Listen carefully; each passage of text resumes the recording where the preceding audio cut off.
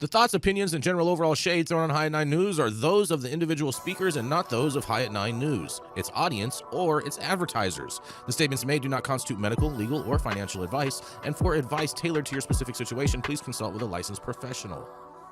Welcome to the High at 9 News Hour, where you will hear from cannabis industry experts and professionals from around the country talk about important topics while shining light on global issues and discussing cannabis as it relates to politics, regulation and reform, data and technology, science, research and medicine, family and parenting, art, celebrities and entertainment, fitness, sports, mental health and wellness, and plant-based medicines and entheogenics.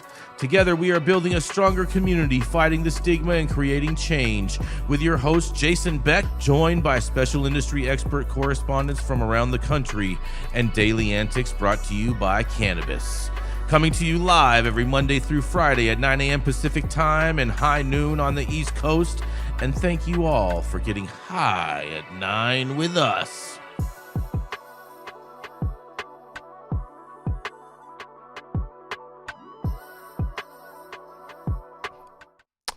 Yes. Good morning, everybody. That's right. It is Wednesday, Hemp Day, August 13th. And today is National Prosecco Day. I bet Jenny Beth feels like she's missing out right now. It's also National Filet Mignon Day today, Dale. Yeah, right? Man, I'm all for that. I am all the way, all day for that, every which way. Anyways, well, thank you all for joining us and getting high at 9 with us. It's also high noon on the East Coast. And please remember to like, share, and subscribe to us on all social media platforms. You can look up above and down below to see exactly where we live on the internet. And we are live every Monday through Friday on YouTube, Rumble, Twitch, X, Instagram, Facebook, Kick, as well as on our very own website, www.high9news.com. So welcome to everyone joining us from any one of those platforms.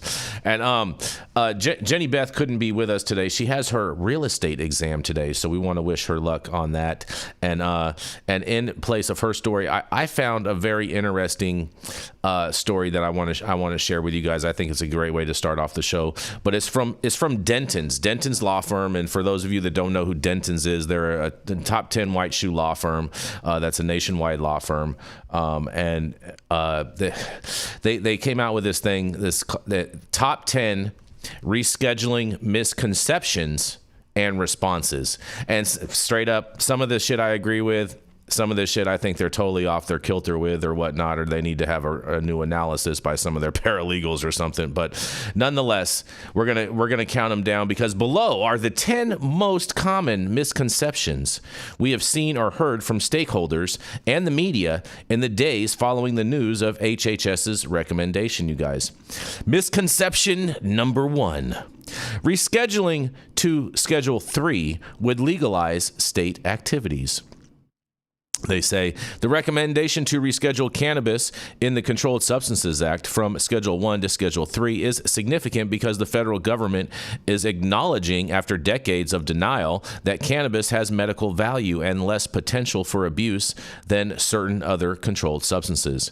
If the DEA does reschedule cannabis to Schedule 3, cannabis will remain a controlled substance and be subject to the CSA's requirements for registration with the DEA, the Drug Enforcement Administration, manufacturing, and distribution. The state law programs to regulate and tax cannabis would still exist outside of the federal system, and there is no immediate way for current state actors to enter federal legal channels for the distribution of controlled substances. For example, even when the DEA allowed for additional bulk manufacturers for cannabis research, it suggested that state growers would be selected on the basis of their federally illegal cannabis activities. Instead, we expect that the state programs would continue as they have been outside of federal legality, but protected by current federal non-enforcement. Perhaps over time, states would amend laws to seek to harmonize with federal law. Now, I think that's a total bullshit right there. Okay, the example that they're citing, I totally do not agree with this, because once it goes into a Schedule 3, you're going to need to obtain a DEA license to handle, sell, or manufacture any controlled substance like that. And how they're going to get around that, I have no freaking clue. But Dentons is trying to gaslight people and to say that there's going to be a pathway, which I think is total bullshit. But nonetheless, we shall continue to misconception number 2. Rescheduling to Schedule 3 will eliminate the state programs. Currently, state legal programs operate outside of federal legal channels for controlled substances, and rescheduling cannabis to Schedule 3 would not change that. We do agree that in the long term, if cannabis-based drugs are ultimately approved through traditional pharmaceutical channels, medical cannabis programs may become smaller or even potentially fade away, especially if cannabis flower could be prescribed and reimbursed. We would still expect adult use markets to continue in the near term in some manner outside of the CSA pathway, though the precise mechanism for how that will occur in the longer term is unclear. At least they're honest that they're unclear, but they're just trying to spec. This is so crazy. The most likely way would be a congressional act of descheduling all or a subset of cannabis products and regulating this subset in a manner similar to tobacco, alcohol, or other consumer goods intended for inhalation or ingestion. While acknowledging that increased federal enforcement is possible, we find that scenario unlikely given the state legal cannabis market's history and size. Well, man, these guys, I don't buy that. I don't see how any of these people are going to be able to operate under that. And, I do think that the medical market will 100% shrink, because you're not going to have as many SKUs to be able to sell, because all of these products are going to have to go through a FDA process. But nonetheless, misconception number 3, you guys. Rescheduling to Schedule 3 will eliminate the state medical cannabis. And they say rescheduling to a Schedule 3 is an acknowledgement of the success of the state-based medical programs. While we do acknowledge that state medical cannabis programs could be diminished or even cease to exist in the long run, that is not certain or inevitable. If cannabis-based drugs are ultimately approved through the traditional pharmaceutical channels, a process that will take years, medical cannabis programs may become smaller or even potentially fade away, especially if cannabis. Why is this the same? It's their same answer for that.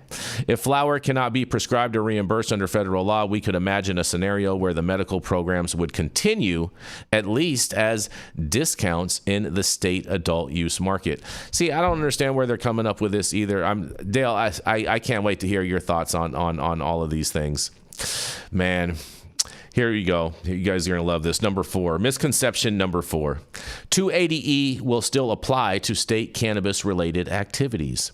This is simply incorrect. 280E states that no deduction or credit shall be allowed for any amount paid or incurred during the taxable year in carrying on any trade or business if such trade or business, or the activities for which comprise such trade or business, consists of trafficking in controlled substances within the meaning of Schedule 1 and Schedule 2 of the Controlled Substances Act, which is prohibited by federal law or the law of any state in which such trade or business is conducted.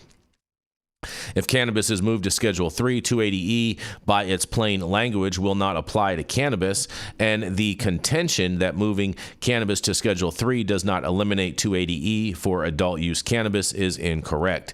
That confusion likely arises from the separate point that moving cannabis to a Schedule 3 does not make adult use cannabis legal, and that is correct, but incomplete. And the real point is that rescheduling does not make any current state program, medical, or adult use legal under federal law. Now, I agree with that last sentence, but I don't necessarily agree that they're all of a sudden going to give up 280E on cannabis just because it gets moved to a Schedule 3, because you're still not going to have a DEA license, and they're still going to say that you're still trafficking a controlled substance at the same time too. So, nonetheless, let's go to misconception number 5.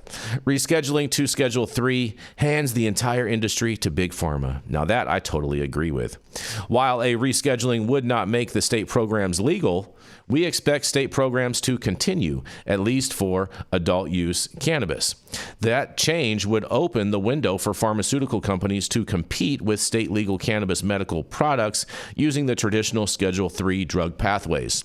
Note, cannabis drugs could be researched and developed even with cannabis in Schedule I, but Schedule I substances have significant higher barriers, and such developments have been rare. These pathways still take time, years, and particular drugs will have to be developed for particular uses, such as MS, Crohn's, etc., etc. Well, I mean, Number 6 misconception. FDA is rescheduling medical cannabis, but it cannot reschedule adult use cannabis. This is incorrect. Rescheduling or descheduling impacts the cannabis plant, not the intended use. It is true that a move to Schedule III would not make adult use legal because it would still be a controlled substance sold inconsistent with federal law, and medical use would not be immediately legal, and is not apparent how, whether, or when doctors would be legally able to prescribe cannabis or cannabis-derived products. Currently, doctors do not prescribe cannabis under state laws, and generally they issue a certifications or a recommendation that a person is a bona fide patient with one of the enumerated ailments for which the state or the doctor believes cannabis may provide some relief or benefit.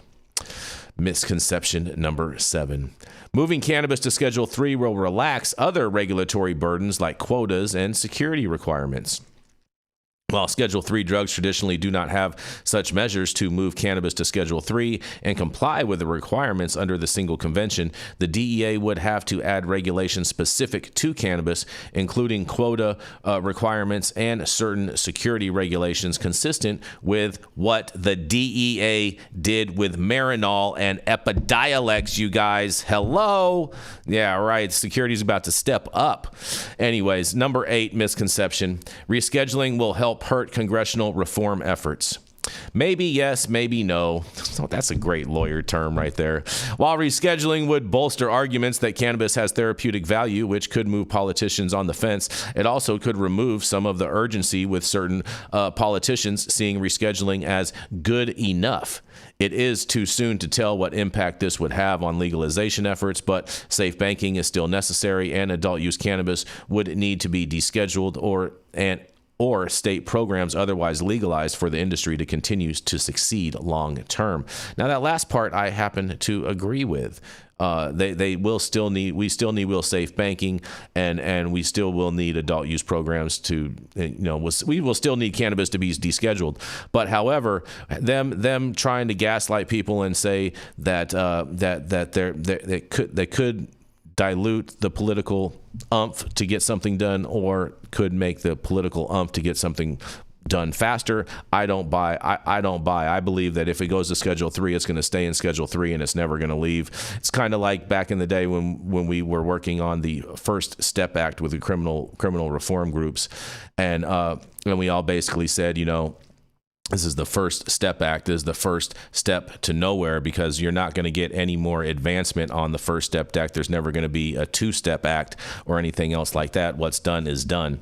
And so that's why I imagine will happen the same thing with cannabis. If it's moved to Schedule III, it'll just be there, and it'll be there for a very, very, very long time. Number 9, misconception. If the DEA chooses to reschedule cannabis, it must use notice and comment rulemaking to do so. While this is like a likely route, the DEA has exposed in the past that it can forego notice of comment and issuing rules to comply with treaty obligations, USC 21811 D1, which allows DEA to take actions to comply with international treaties, and therefore the DEA could instead issue a final order without notice and comment, and it has done this at least once with Epidiolex rescheduling, although not with Marinol or the new bulk manufacturing regulations. We do still suspect that proceeding with notice and comment is more likely given the public and political interest in the topic and the historic importance and implications of rescheduling, although politics could impact the decision and timing. Well, duh. And misconception number 10, you guys, the final one in this top 10 list. Rescheduling will allow significant new investment property owners to lease to cannabis companies for cannabis companies to be able to file for bankruptcy. The challenges related to investing in, leasing to, and bankruptcy protection for cannabis companies are based on the federal illegality of the activity, not necessarily the substance. So whether cannabis is Schedule 1 or Schedule 3, the state programs as they exist today still operate outside of federal legality. As such, the impact rescheduling will have in these matters will come down to whether banks, landlords, and bankruptcy judges in their own discretion determine that federal illegality is no longer a bar to such activities, you guys. Well, I can't wait to hear what you guys have to say about this big old gaslighting bull from Dentons law firm, you guys. Oh, man, Dale, what do you got to say? It's horseshit. I know. These lawyers have their head up their ass. I know. What they don't want to accept is that if you make this Schedule 3, there are very few, if any, people currently in the cannabis space that are going to get a federal DEA license. Exactly right. 3. So you're still in the same loop. Mm-hmm. Okay. And 280E is still not going to apply to people outside that particular small group of Schedule 3 license holders. Mm-hmm. Banking is still a problem because of the money laundering statutes out there. Yep. I don't know. This is wishful thinking, I guess. I think it is too. I agree with that, Dale. I think a lot of it is wishful thinking, and I hope their clients aren't paying them big dollars for them to tell them this, because if that's the case, they're just steering them in the wrong direction. That's how the game gets played. Well, that's funny you should bring it up, because I clicked the name, right? Mm-hmm. And if you click it, advised Verano Holdings in an acquisition, advised Morgan Stanley Capital Partners in an acquisition, advising the Scott's Miracle Grow Company. So maybe for some of his clients, things are going to work out. Mm-hmm. But for everybody else, I think it's a little bit Pollyanna, and I wanted to pay my attorneys, and no diss to him as an attorney. I'm not an attorney, by the way. That shit's hard. Mm-hmm. But listen, if you think that they're not going to come through with a hammer, and you're not anticipating like the yes and no, like the maybe this will influence state arguments, are you seriously, they're gonna run with this, and we're already seeing it in Texas. So if I was an attorney and representing some of these clients, I would prepare for the worst case scenario. You want your BATNA and your WATNA. That's your best alternative, right? And your worst alternative. Mm-hmm. And this one is not fully looking at that worst alternative, but it might be because they're already covered, Sometimes you don't have to think about the little guy when you're already covered. So hopefully we can get a little depth of perspective on this. Yes. I think it's speculation at best. And, anytime we have policy changes on the state level, on the federal level, first of all, you have to consider there's optics here. They're going to try to make themselves look a certain way. It is going to allow some big money to enter the game for sure. But I don't think it's going to be a hammer in the beginning. I think it's just going to be a clusterfuck of bureaucracy and paperwork and people not exactly having clarity, going back and forth with regulations for a couple of years, people chasing their own tail in court, trying to get the small guy to run out of money, basically just trying to figure it out. But they're going to move as slow as molasses. The hammer usually comes later. And I mean, this is the feds we're talking about. So, they could say all this and then sit on their ass for a decade before they actually do anything.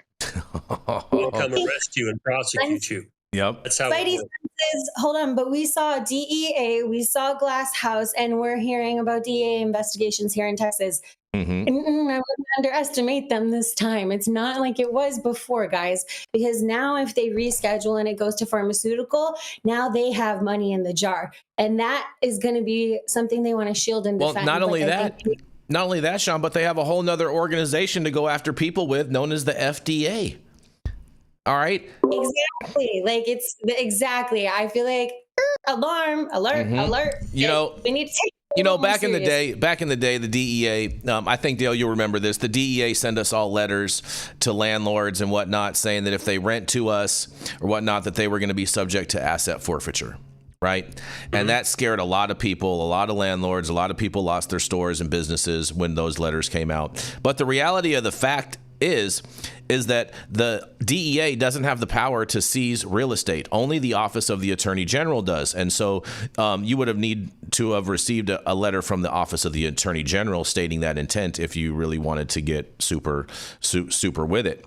But however, the FDA does have the power to send letters to companies in regards with their manufactured products and everything, because they control everything from labeling and they regulate everything by the molecule as opposed to the substance. And as noted in this Dentons facts and fiction or whatnot, they do reference Epidiolex, and they all had the R with a circle on it, and they also recognized Marinol also with the R with a circle on it, which those are all patented drugs, and they all have drug preclusion for the individual molecules of THC and CBD. So therefore, FDA would have full discretion to be able to go after any company producing any product with THC or CBD in it, and could utilize drug preclusion to close them down just by sending a simple letter.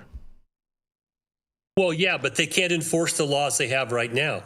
That's what's just so stupid about all of this, is that right now, if you took every cop in this country and had them go out for marijuana enforcement, they couldn't do it. Yeah, but Dale, you know how this game goes. This game goes is, hey, you know what? We're going to smack the hammer down on 3, 4, 5 of these bigger players, and a lot of the smaller players are just going to fold up and fold because they're not going to want to get hit with that hammer possibly later on. And you open the door to selective enforcement. So you're going to see, I just listened to a hearing here in Texas where the guy was like, some of these businesses, I can't pronounce their names. And who am I going to target first? You just say that? You just said that, bro. Like, there are going to be some folks who, you can't pronounce their names and they're not from here and maybe they're bad actors. But there's a whole lot of us, you can't pronounce my name. And I'm from here, and I'm not a bad actor, but they're gonna decide arbitrarily who they're gonna enforce upon it. It magnifies issues. Yeah. I'm sorry, Dale. No, it's just I've had enough clients who live outside the regulated market know that they can talk all they want. People are going to continue to grow weed. They're going to continue to move it around, continue to sell it. Okay? And that's just the reality. That's why we're at the place we're at right now, because people realize we can't keep enforcing these laws because the results are disparate. We end up, chasing the wrong people of color, things like that, because people who are not very agreeable, and I have that problem myself, are looking at them and go, yeah, fuck you. I'm gonna smile at you as you drive around while I'm growing weed in my garage or in a warehouse somewhere, and it's going to continue. And this is just the stupidity of all this stuff, because you cannot stop it.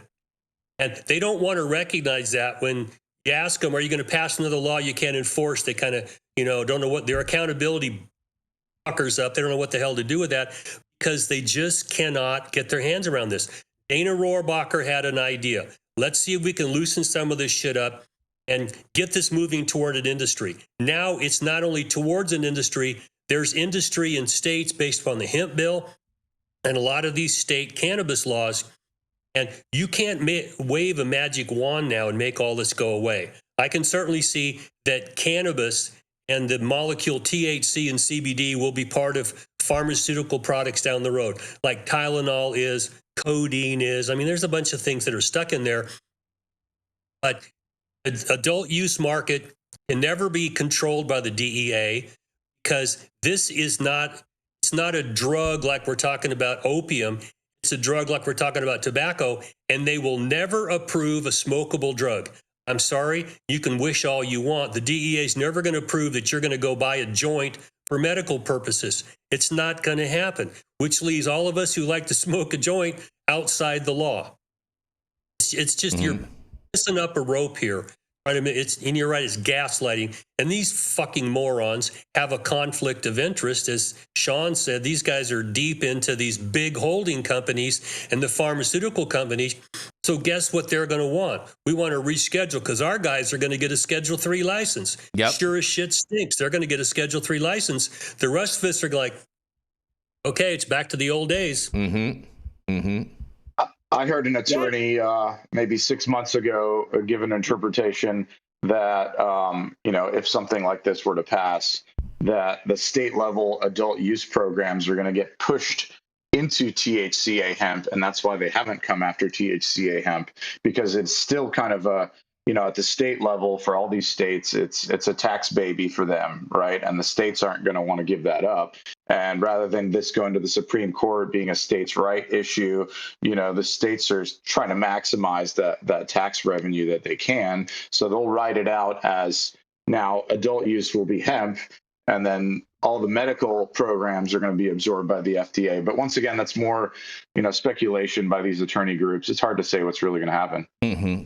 Well, I'm glad to hear that at least they're thinking of that, though, because that's been like a long drawn out conversation where we have marijuana folks who are so against hemp, but we're trying to help them see it's a move to a new legal definition. Like, it's going to open the market up and it'll hold the place. That's what we have to reiterate here in Texas, because the only thing is, if they ban hemp and then they have this reschedule, I think they're grossly underestimating how many people will go back to legacy or illicit market product. And then you're going to see prosecutions. Like, basically what it does is creates an opportunity for prosecutors to stack charges on everyday citizens. Maybe you got something else. Maybe you had a different issue. Maybe you were speeding. Okay, pulled you over, then looked into your car. Now we're stacking charges. Like, and you shouldn't have been speeding. Stack them up, stack them up, stack them up. For something like cannabis, if it's this pervasive and we're having enforcement issues, and it's 70% of folks or really just want regulation, and it's also like over the counter or other prescription medications or intoxicating substances, not like alcohol. Alcohol is unique in the fact that it responds the way it does, and you can test it for impairment the way that you do through blood alcohol, but nothing else is like that. Cannabis should be just like anything else, and we have to get to that level.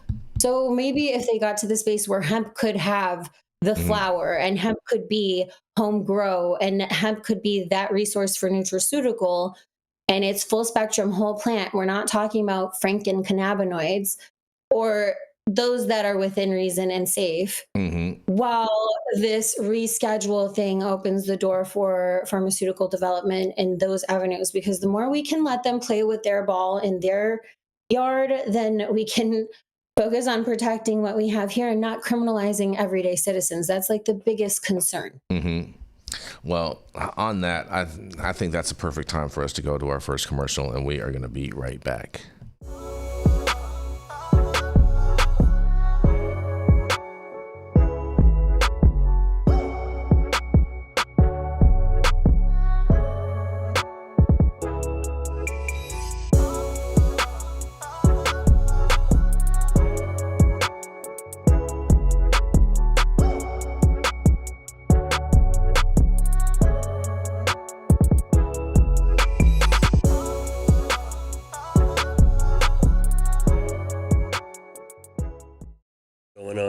Every direction. Yes. Speaking of gaslighting, Dale, I happened to find this little short story, and I think you're gonna find this very, very interesting, because everyone loves social equity and loves to parade around social equity like it's the greatest thing since sliced bread. But in New York, the Second Circuit strikes down New York's marijuana licensing preference for in-state convictions, you guys. That's right. In a ruling released today, which was yesterday, the U.S. Circuit Court of Appeals, the Second Circuit, declared that New York's cannabis licensing system, which gives extra priority to applicants on their close relatives with New York marijuana convictions, violates the Dormant Commerce Clause, Dale, and is therefore unconstitutional. The court found that this protectionist carve-out cannot stand, noting that Congress has not expressly authorized such favoritism. That's right. The decision marks a major victory for Rescheduling New York 4 LLC and Rescheduling New York 5 LLC, two applicants whose majority owners carry California convictions and were consequently denied the priority review afforded to New York convicted applicants.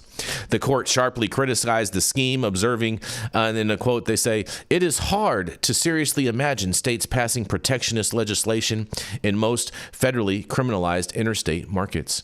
Few state legislatures would bother passing laws to favor their local hitmen." Well, the judges emphasized that while cannabis may seem legal in New York, the standard rule holds protectionist state laws are off limits unless Congress has explicitly permitted them, which it has not in this domain. The ruling not only rolls back a component of New York's social equity licensing strategy, but also sets a precedent for how the Constitution applies in the still murky patchwork of state cannabis regulation. It throws into relief the delicate interplay between state efforts to address past injustices and the constraints of constitutional commerce protections, even in an industry still federally criminalized, you guys. Oh boy, Dale, look at this, man. Not only did they mismeasure all of the dispensaries, but now all the social equity applicants, as far as I'm concerned, run the risk of losing their license because of this case. And I can't wait to hear what you have to say about this. Well, we've talked about this before, where I've discussed the Dormant Commerce Clause, and we're probably going to get some disparate appellate opinions coming out of this. District court level, we definitely would, but appellate level, this may have to be dealt with at the Supreme Court level, because you're not supposed to put up any barriers to anybody in the country being able to participate in interstate commerce. That's what the Dormant Commerce Clause is about. Some state passes a law that tries to lock somebody else out of interstate commerce, and they're not allowed to do that. And I think, what was it, in Illinois was another one we were talking about, Chicago, and there's some other places where they had these rules set up to basically lock anybody out of state out.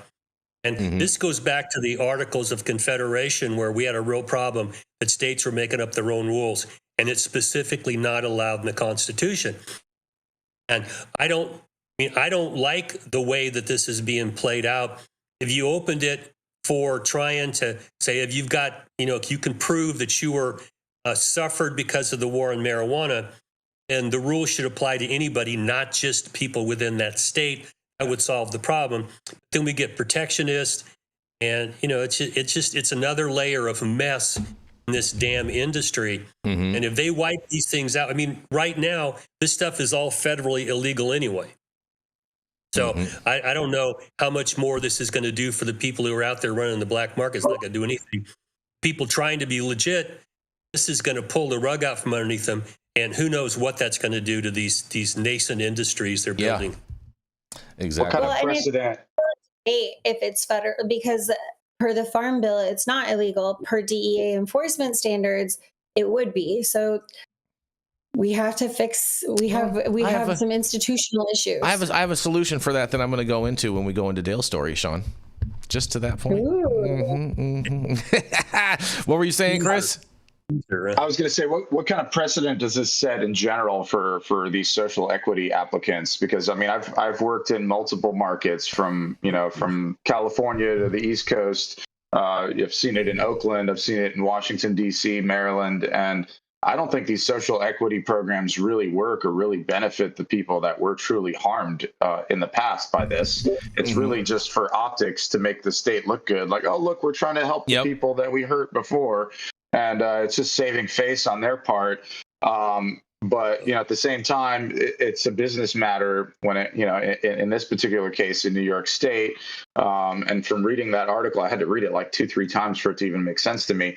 But it looks like the guys that challenged this in court actually had charges in California. Correct. Not New York. That's correct. So they're like, hey, we're technically social equity. You just don't count it because it's not in this state. And it became so convoluted that it seems like the New York courts were like, all right, just throw out the whole thing. And like I said, we can all pretty much admit that social equity just doesn't work. Yeah. It's hard to define who is impacted. And I understand why the framing when advocates first propose these solutions. I understand why in certain states, especially those that legalized first, they framed it the way that they did with a lens and perspective that they did have in more likely blue states. I'm from Texas. I was never going to expect social equity to be a part of the conversation in this state. Come on, y'all. But you know what is an open and free market. And that's what I wish that these other states would have picked up on, is that we don't need to limit licenses. You need to create an open and free market where people can actually compete. Exactly. Shaun, you know why you're never going to see social equity in Texas? Because the real name for social equity is called socialist equity. I understand the sentiment behind like wanting to have some form of reparation for harms from the past, but sometimes like when I'm mediating a case, and this is a really difficult part, is sometimes we don't get that remedied. But what we can do is look towards what we can create in the future, because continuing this argument from that perspective means that we're holding back on everything that could come. And we could have been focusing on these other arguments to stop all these huge pharmaceutical, like all these other big assholes from taking over. We have to start to restructure how we look at this stuff, you guys. We got to start to think a little more on what is the potentiality of what we can create, and we actually have to make some real definitions, and we have to a little bit pull back from, look, I'm from Texas, I'm telling you, I stand up, and I did the veteran thing, I'll stand up for y'all and I'll fight for real, but there's certain harms from the past, and that when you're trying to mediate a solution, you have to begin to move forward and find the solution in the future, not, Shaun, the problem with that, though, is that most of the states that have social equity in place all have problems with definitions. They do. Well, and the Constitution says that everyone's got to be treated equally before the law. That creates another layer of problems, okay? Yep. And what we saw here in California was that California had some, fairly strong laws against what we call affirmative action, where you put your thumb on the scale. So they tried to do these things in ways that were not attached to, people of color or historically disadvantaged groups. And so what they did is, let's just make this zip code. And I remember, was it Joan Sawyer shit himself because the Armenians came in and said, hey, we live here, we're taking over all the social equity, and he shit his pants. It's like, you can't do this, it's meant for black people. Okay, well, if you make it for black people, now it's going to be thrown out as unconstitutional. So it's sort of a big game that got played, and even when there was what it seemed to be a logic to it, my experience was people with a lot of money came in and they put the social equity person in a token position, said, oh, you owe 51%, but can you do anything? I can't do shit. Yep, exactly. I don't have any power here. And they don't have the money. They don't have the money to do it. Yeah. Well, and honestly, I've negotiated some deals where, okay, my person's going to stand here as a social equity applicant and smile a lot. And when this gets sold, you're going to pay them $250,000. Let's just play the game to the end. Yep. Fair. Does that help anybody who was really impacted? No. Okay. And not for me, I qualify for social equity all over the place. But I'm not the color of the people we were trying to save. Okay. So it's like, I'm not going to take use of this. I'll earn my own way. But I really I'm compassionate for people who have been disadvantaged and thrown in jail for weed in the past. I really am, because it happened to me. Okay. But when you try to put a solution that only targets one particular group, back up to the 14th Amendment, it says equal protection of the law. You can't have the two. They are mutually exclusive, and that irritates a lot of people. But we also work on a system where if somebody wrongs you, the person that wrongs you is who you go after legally. This other, somebody that we can't put our finger on harmed a group in the past, and we want the state to fix it. It's like, well, who are these people? The system is not designed to make someone accountable who didn't do anything to you under the law, but we're trying to give you an advantage at the disadvantage of somebody else. The whole thing it falls on its face, and I just will say right now, the pendulum in this country has swung from being uber liberal to uber conservative. Okay? So if you're going to go into court and argue, oh, this old uber liberal position that we deserve all this stuff, the message in the courts right now is, fuck no, we ain't doing that. Okay? And now where are you going to go? Okay? Well, the whole thing's just a mess created by people who had good intentions, but the path to hell is paved with good intentions. That's right. And we're definitely in hell right now. Oh, yes. That's why the open market is the way to solve social equity. Because, and I'm saying that as I'm a native Tejana, like 25% native. So when are we going to qualify the struggle? We don't need to do that. And yes, we need to acknowledge it, and we need to do the healing, and we need to do the therapy around that. But if we had an open and free market, you could get 5% of that open and free market, provide education and services to business owners who are struggling regardless of background, because it is not just an equity issue, because a lot of those equity applicants are smart as fuck, and they would succeed if you took the chains off of them. Like if you opened the market and you allowed people to actually compete, and then you made some fair rules about large corporations and how much they could do, maybe, but honestly, those guys aren't going to perform at the small mom and pops and local level. And we should allow those farmers, growers, and businesses to thrive. And I'm sorry, Jason, I just had to put that out there. It's all good. It's all good. We're going to keep this train rolling. We do want people to be able to thrive, but this and not to mention, if it goes to Schedule 3, no social equity applicants ever going to be able to qualify for the DEA license. So that's going to be a whole nother hodgepodge to deal with. And we're going to cover all of those developments here on High at 9 News as they roll out and whatnot. But we are going to roll into attorney at law, Mr. Dale Schafer. Dale has been an attorney since the Reagan administration. He has represented physicians, hospitals, insurance companies, cops, corrections officers, and for the last 25 years, he has specialized in cannabis law. He served a 5-year federal prison sentence for helping medical marijuana patients and managed to save his law license. He's blunt. He doesn't smoke them because they're nasty and ratchet and they mess up your breath and your teeth and everything else. But he's honest, and he's unconcerned with your opinion, public opinion, and anyone else's opinion for that matter.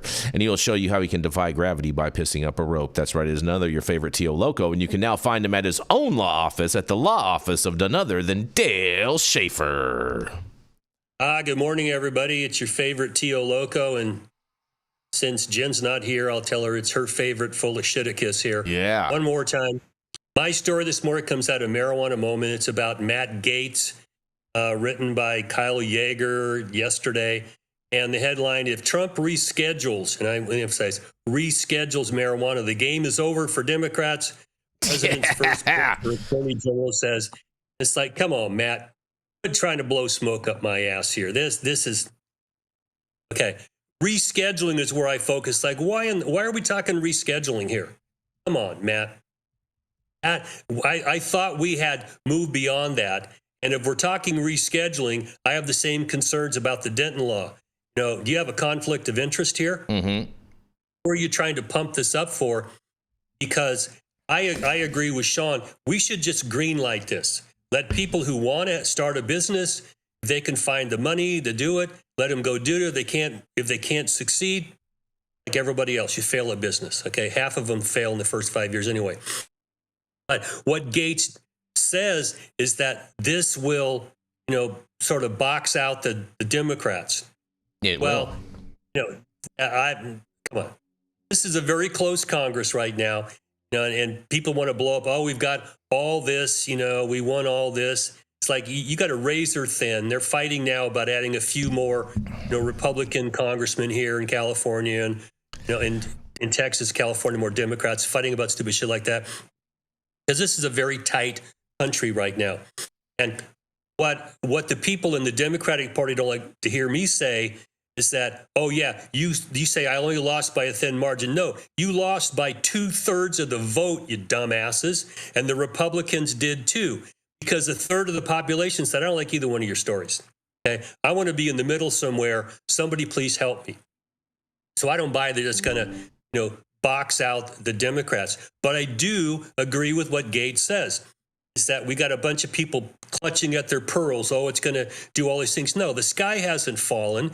Cannabis has been basically legal at state level for enough time now to find out that, kids aren't out, smoking shit. The statistics are down. The adolescents are figured out, it's not the forbidden fruit. I won't do it. There's not blood on the highways. The sky didn't fall. So knock it off. Okay. But the other side of this is that they can't enforce what they've got right now. So we need a system that will bring law and order to this for the majority of the people, not just the special interest groups. And my concern is if this is rescheduled, the special interests are going to win.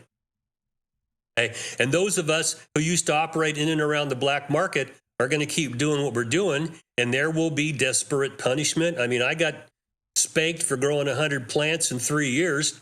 I mean, I was not a major, drug dealer. The cartels weren't running through me, but I was a pain in their ass. I got prosecuted. We'll see that continue to happen until we get the federal government to get the fuck out of the way. Get out of this. Treat it like alcohol. Get your excise tax money at the federal level. Let the states decide if they want to do it or not, okay? And just get the hell out of the way and let the free market decide this. I think that has a lot more sex appeal for both Democrats, Republicans, and those in the middle in trying to argue that if Trump does this, he's going to kick the Democrats. That's hyperbole. I mean, I just don't see that happening. But, I want to throw this back at you guys because this is a subject we can talk about now until the cows come home. It does fit into the theme today of rescheduling is just worthless as tits on a bull. It ain't going to help the average person out there who wants to be in the industry. It's just going to be the people with big money and the lobbyists in Washington. I'm going to throw it back at you guys. What do you think? I know you got something to say, Jason. Oh, yeah. Here's the deal.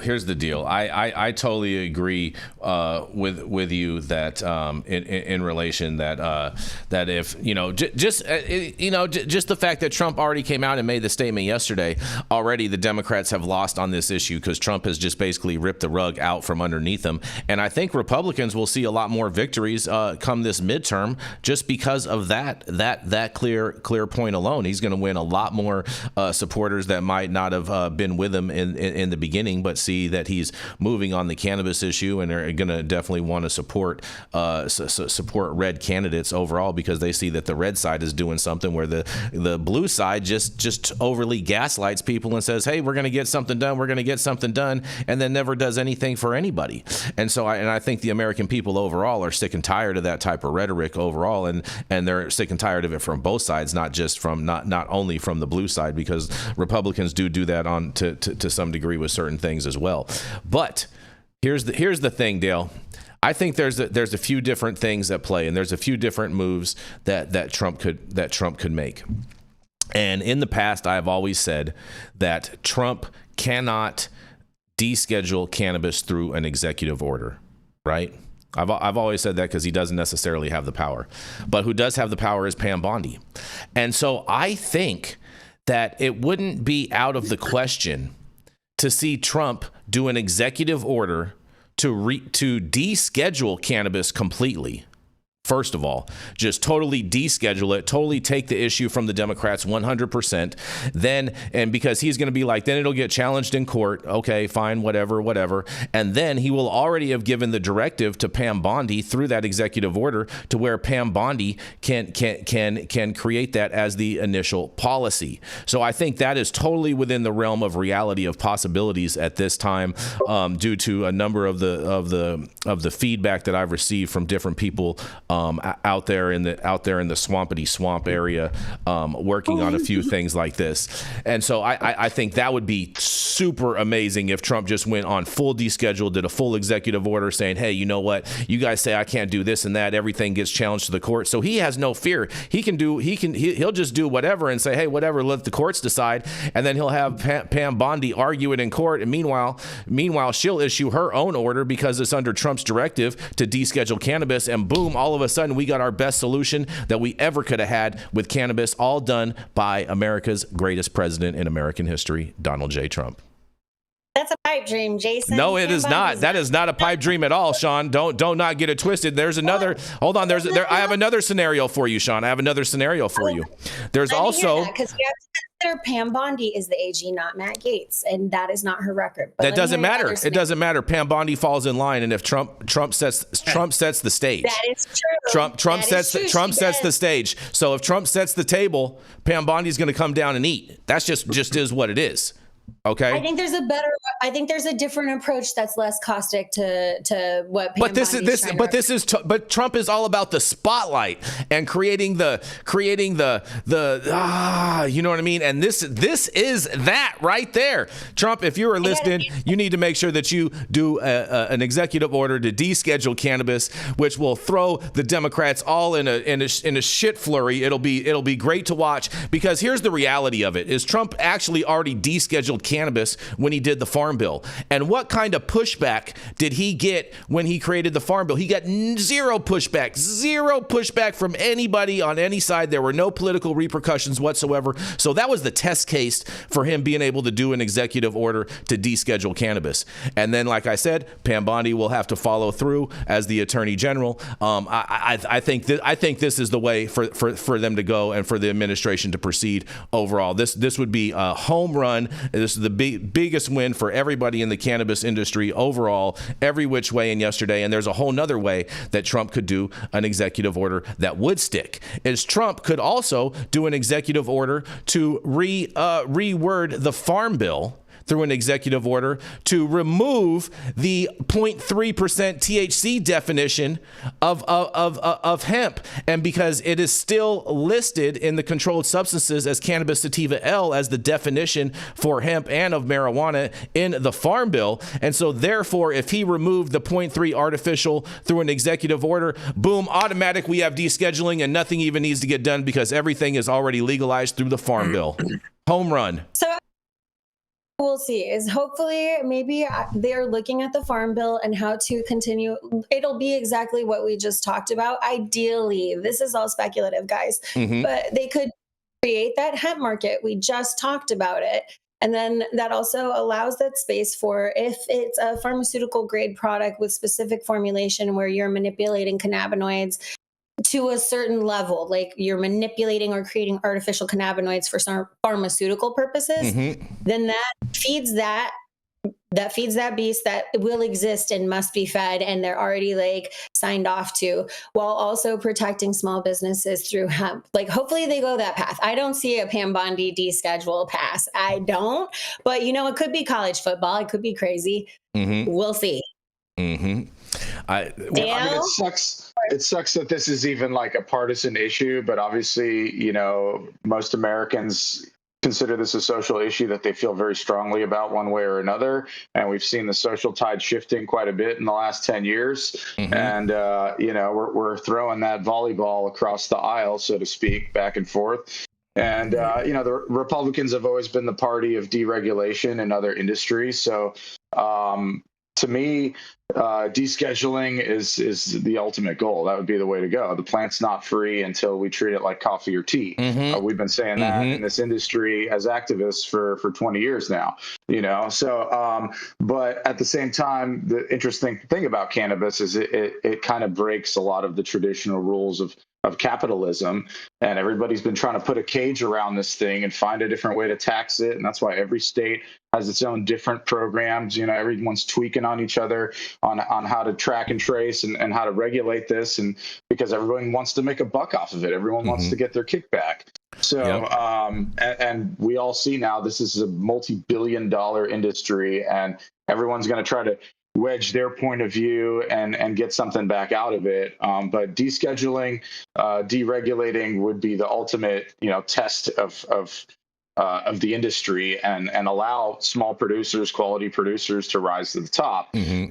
But, as long as we have fear mongering, as long as we have an uneducated consumer, there's going to be manipulation of it, unfortunately. And it's going to allow the big money players to win regardless of whoever's president or whoever's running Congress. Unfortunately, that's how I feel about it. You know what? I'm going to say this right now. My words are already resonating, because in the chat, the Shadow says, I'm ripping up my Democratic card. I'm jumping to the Republicans' Chase, and you got me going the greatest ever. And so shout out to the Shadow. Good. Welcome to have you aboard the elephant ride in America. You know what I mean? We're going to, you know what I'm saying, chase this all the way to the promised land all day, every way. And I'm telling you, I think this is going to be the biggest thing. And it's going to give the Republicans such a major lead going into the midterms. It's going to be such a big momentum builder for them. And you mentioned Dale, you mentioned the squabble between Governor Newsom here in California and Governor Abbott in Texas over the gerrymandering.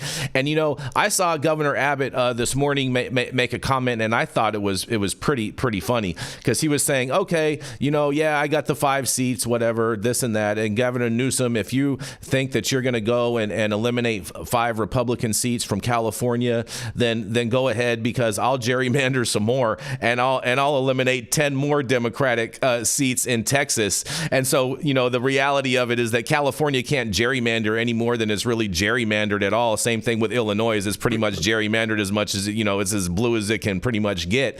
And so, Texas has a long way to go and could do a lot more damage overall to the whole process, and could really create a larger majority for Republicans in the House through those types of moves. But again, I really think that we could be seeing descheduling out of this administration. It's definitely within the cards and realm of possibility. And with Trump's whole persona and his whole motif of how he moves and whatnot, I don't think that it's out of the realm of reality. And I like I said, I hope he or someone in the administration is hearing this today. Do the executive order. Let's take it to court, and ultimately at the same time too, Dale, Justice Clarence Thomas, if this gets up to the Supreme Court, he's gonna side with it and be like, hey, this is totally fine. This is within the purview, because he's been wanting to rule on cannabis for the longest, because he knows that it's unconstitutional for it to be in the Controlled Substances Act in the first place. Dale. Well, yeah, we've been through this before. How I feel about Wickard versus Filburn and Raich versus Gonzalez. Yep. I think it's nonsense. Should never have been decided that way. But I just to put us all back into reality, cannabis is not the biggest issue facing voters going into 2026. 100% true. And to think that this is just going to, Matt Gaetz, this is going to preclude the... It is. No, it's not. I agree with that. No, it's not. I think it is. No, it's not that big an issue, because the economy is still not on a good, solid footing right now. And it's the economy, stupid, that really gets voters going. And the other thing I want to bring out is the last time an attorney general was as much of a sycophant to a president as Pam Bondi was Mitchell, Baxter, and Nixon. And he was prosecuted. And so was all the people around him. They were sent to jail. So, I don't agree with you, because I'm a lifelong Democrat. I think they've done some stupid ass shit. I've told you about it. I agree with it. But I don't buy the Republican Party, because the biggest group in this country, the 36% of voters that didn't vote for either one of them, are waiting for someone to bring forth the economic issues they're going to solve, their kitchen table discussions about paying the rent, raising their kids, how much the groceries cost, all that kind of shit. And we're in a bubble right here. And we all want the industry to work. We all make our money from the industry, blah, blah, blah, blah, blah. But if you step back at 30,000 feet for the average voter, this ain't even in their top 10. Yeah, most people can buy weed if they want to buy weed pretty much one way or another, whether it's black market, medical, recreational. It's whether do they have money to buy weed or not, right? Yeah, well, I think it's more or less whether or not they can afford to shop in the legal system versus shop on the trap, because of the high tax appropriations that are in a majority of these Democratic states on cannabis. Yeah, you see that in California. It's 30% cheaper to buy it on the black market. It's actually more than that now, because they raised the excise tax. Well, and the other thing that we have to consider is that I think we're underestimating a bit. Like, yes, I hear you, Dale, and that's when we're speaking to a certain demographic of Democrat. But there is a huge swing that was like a Bernie, all the Bernie bros. Yep. And then they switched over because that brand of libertarianism they felt was better represented. Now it's under threat. And at least as far Governor Abbott sees it, because it's created a huge, we keep going into special sessions on hemp and they can't kill it. And Abbott doesn't want to either. So clearly the Republicans know, this is a little issue that perhaps it won't make their full agenda for midterms. And that's true. There are other issues, but if they make the wrong move, it could push a whole lot of people back the other way. And it would be smart to do this wisely. And I think that open hemp market with where we figure everything else out might be the best way to achieve both ends. Because we have to realize at the end of the day, the issues affecting people they don't have a political party. We still have to solve the problem. And if they can be the ones who solve the problem and not get the hate for making it worse, they should do that, because everybody is on a thin line with the American public. Like, I don't want the Democrats to think that they've got this holier than thou lead on anybody right now, because everyone is the people in general are a little bit upset about not being represented and not being heard. And if it continues to be a compounding issue, you're going to have some problems. I think we're underestimating the number of people who swing in the middle. I think you're right about that, and that's exactly why I'm saying exactly with the Bernie bros that you mentioned, Shaun. I think a lot of those people are going to end up voting red in this midterms if Trump pulls this deschedule move, or even possibly just does an executive order to change the definition in the Farm Bill from 0.3 THC to just no THC, just totally strike that whole definition out of the Farm Bill, and then all of a sudden cannabis is descheduled overnight. That would be the biggest thing ever. Wait. You mean cannabis is hemp and hemp is cannabis? No way. It's all cannabis sativa L under the definition under the Controlled Substances Act. It's all the same plant. Oh man, that would be so good, Dale. That would be so rich. Well, I would love to see it. Yeah. And I'm supporting it. Okay. Because no state has figured this out. The federal government's been fucking it up for 50 years now, or actually more than that.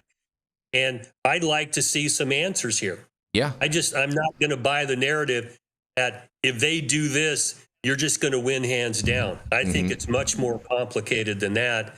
And we'll see. I mean, this is going at a very rapid pace. As I've said before, the pendulum has swung from uber liberal now to uber conservative, and the best place is somewhere in the middle. Okay, we've clearly gone beyond let's overtax and regulate, and let's give everybody a break, and let's look out for everybody's emotional health. And fuck you. The government can only do so much, okay? And people only stand for being taxed at a certain level. And if you can't do programs to help the average person within those constraints, they're going to kick your ass out and bring somebody else in. And I think that's where Democrats got. And I'm very critical of some of the things the Democrats did, especially around cannabis, because path to hell is paved with good intentions. Oh, I want to help everybody and his brother.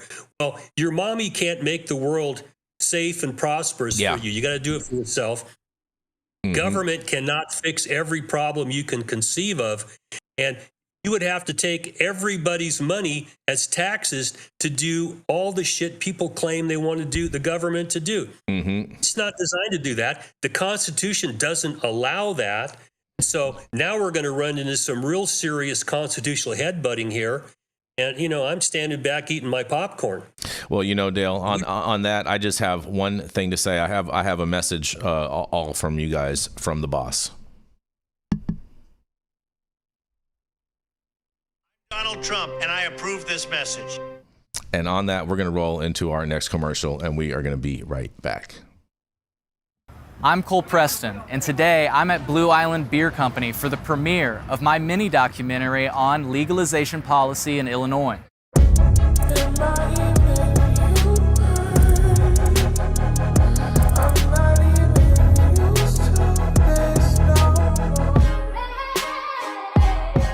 I've been following cannabis policy since colorful Colorado legalized it all the way back in the day, and when my home state of Illinois decided to legalize it, I just became enamored. I wondered, what would it actually look like?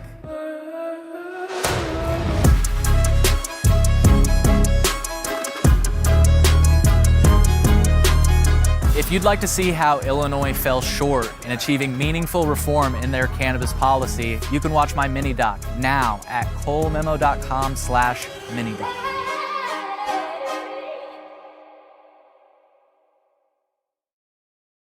Is it ever safe? And the world has never been a safe place. And we are back, you guys. Stop whatever you're doing. Sit in your safe space. I know we'll make sure you smash that like button. I know we'll appreciate it. You'll appreciate it, and YouTube will appreciate it. Also, make sure you subscribe to the channel if you're not subscribed already. And all of the articles that we cover on today's show, you can read directly on our website at www.high-9news.com. And make sure that you check out all the sponsors in the description of this video. And make sure that you order yourself a case of Liberal Tears energy beverage. 150 milligrams of caffeine in every can, 0 sugar, and it'll be fantastic to make sure you have all the right energy on the day that President Trump deschedules cannabis. I just ordered the summertime strawberry salad when added steak on top here at Anna's. Make sure you do the same thing too next time you're in downtown Long Beach. Come on down and check out Anna's joint on the 400 block of Pine Street. They have amazing selection of beers, foods, and when you come down here to Anna's, you can even challenge me to a game of shuffleboard if you want to lose.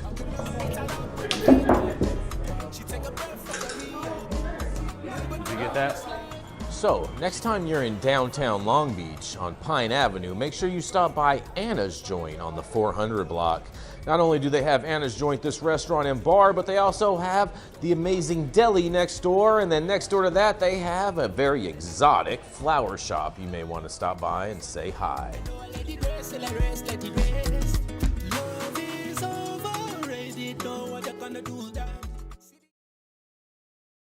Oh, yes, and we are back, you guys. Coming up next is Miss Shaun Salvaje. She's a mom, she's a veteran, and she is a mediator that can help you save money on your legal bill by going to mediation court instead of actual court. That's right, it is none other than Miss Shaun Salvaje. I like to bring people to solutions instead of more problems. I like solutions too. Go in court, you know? It's I love a crazy solutions. World out there. I'm a big fan of solutions. So it's Wednesday, August 13th, and there is a hearing that is happening in the Texas House right now. I am not there. I'm here with y'all, but that's because I'm working on arguments from behind the scenes. Don't worry. And also because you can submit testimony electronically today. And this is important. There's a couple of things happening in the legislature, so I'm going to give you guys a quick update, but we're also going to listen to a little bit of testimony and then reopen the floor for that debate that we were having about the Farm Bill, 0.3 THC, total THC, and other definitions, because it actually came up this morning in the hearing. So the hearing started at 9 a.m. I've been listening, taking notes and preparing arguments. This article is from the Texas Cannabis Policy Center. The fight for sensible hemp policy in Texas continues. The Texas House Public Health Committee is hearing House Bill 5, a duplicate of Senator Perry's widely unpopular THC ban, this morning at 9 a.m. While it's unlikely that the House will have a quorum in time to actually pass the bill, the hearing is a very important opportunity for opponents of prohibition to take a stand for responsible regulation. So it is still important for you to show up. If you're in Austin, please do. I may be able to make it later tonight, but I'm preparing for other arguments and want to make sure I don't burn out. I'm highly supportive of everyone who's in the audience, though. While it's unlikely, so the quorum. Because here's why. This would be very important to show up, but this is kind of a dress rehearsal, and we're getting their early arguments. And I think it's important to identify that, because the hearing is going to feel painful at first if you were listening this morning. And it's painful because they have invited their expert witnesses, and it's always Chief Dye, Steve Dye, who's from Allen, Texas, police officer who's got a real thing for busting hemp shops. He's made a high priority despite having other cases that then also in the House hearings, what we don't typically see is in the Senate hearings, we don't get this particular person was not available in the Senate for the Senate hearing earlier this year. And that's Dr. Peter Stout, who's the president and CEO of Houston Forensic Science Center, and the president of the Texas Association of Crime Lab Directors. And every time he testifies, it's something really, he always brings the full argument to the table because he's responsible for crime lab prosecutions. So he highlighted to the legislature how, folks like Chief Dye are invested, and another sheriff who was on the panel are invested in creating probable cause. So they want total THC bans because it makes it easier for them to automatically assume probable cause because if it exists, boom, done, right? But then they started talking about, well, it's in the package. So now you have to you don't know what's inside the package, which is now we have another question on probable cause because what kind of probable cause do you have if we're just looking at the package and you don't actually know the contents, but you're going and you're testing the contents and then decarboxylating it through gas chromatography and then producing hot pot results. These conversations and arguments are coming up in Texas, and it's something to consider because I do believe that you're going to see them reflected on this federal level argument when they start to hear these arguments in cases for potentially rescheduling or ideally descheduling. So it's important that folks are still showing up and still participating, but because the House is still not in quorum, so you might be asking, well, how could they have this committee hearing? That's because there's enough members of this committee available to have the hearing. And yes, some of the Democrats were on the Public Health Committee were missing because currently the House is not in quorum. We don't have enough people to be in quorum. Y'all should know about this as a national headline, and it's because of redistricting and gerrymandering, which, yes, the governor of California and Governor Abbott are at war with each other. And I have to say, overall, it would be so much better to just see the voice and the will of the people represented instead of resorting to this kind of tactic in general. But we are where we are now. So it's important that folks show up. But here's what you can do, because if you didn't show up this morning, while the legislature is still in session and the committee hearing is ongoing, you can submit a public comment. They opened it for public comment. Last time folks were there till 2:30 a.m. But considering that this is a preliminary hearing, so here's the deal. Listen to the hearing, listen to the arguments, because we basically just got their entire case. And we now can go back, do our homework, and bring back some facts and actually have a well thought out conversation with legislators. But this is a great opportunity for us to see what points they're going to argue from. So this is kind of actually working out in our favor. I'll be honest with you. Governor Abbott has said he will call another special session. So this is not forever. This is temporary. But now you're going to better understand what the legislators are looking at and considering, and how we need to speak a new language when it comes to these kinds of arguments. So now I'm going to play for you guys a clip from the actual hearing. Oh, yeah. Here we go. Let me pull it up. And this is why I think it's important to follow what's happening as far as policy in Texas, because I know often we can be very dismissive of states that are still under prohibition. But the reality is what these states are doing as far as legislative policy and the arguments that they're considering, these arguments are showing up in federal cases or in federal hearings. And they're also pulling from federal hearings and judicial decisions. So these two things are affecting each other. And California, it will affect you. So here we go. This is the question of a panel of experts. These were invited experts, so you got to keep that in mind. We've got Steve Dye from Allen, who's a police officer, but he says he represents a police officer association of 1,700. And I love when you say it like that, 1,700. That's 1,700 people. I feel like Texas Cannabis Collectives would have got 20,000 followers on Instagram. Let's settle down with these numbers here. But he does represent some police officers, but I think these are some police officers who have made this a high priority. And I really wish they would focus on more serious crime, because our case clearance level here in Texas is abysmal. And there's serious things we could focus on. Then you're going to hear from a sheriff, and I didn't catch his name, but the one I really want you to listen to is the one who is in charge of the prosecution and the testing. process, because yes, the police can arrest you and they can ruin your life and they can cost you a ton of money, but at the end of the day, the state still has to prove a case. This guy would be the forensic testing lab director who would have a kind of specific knowledge on cannabinoid science. And then he himself explains to the Texas legislature that we have an issue because we have the legal definition of hemp, 0.3%. And then we have what the DEA is trying to enforce, or what law enforcement is trying to do, is claiming that these products are over a certain limit. But we know that their testing procedure is using gas chromatography.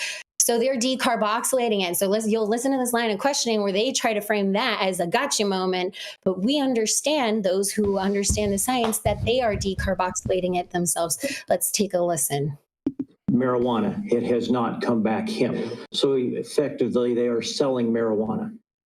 But if you were to read the package, they're calling it hemp and they're saying it is 3% or less. And that is not the case. Otherwise, DPS lab would not tell me it is marijuana. So what would change if we passed a regulation bill? It seems like we have exactly the same situation. That's Representative Cunningham. The law says one thing, the packages on the shelves are something completely different, and you're left with having to send officers into every store and pull stuff off the shelves, which you can't do. So you have to go get warrants from a judge, which means you have to have some probable cause, which you don't have because you just see a yellow package. What are you supposed to do what's the difference between if we pass a regulation bill and what we've had since 2019? And I'm sorry, I want to correct that misidentification. That was Mike Schofield. That's Representative Schofield.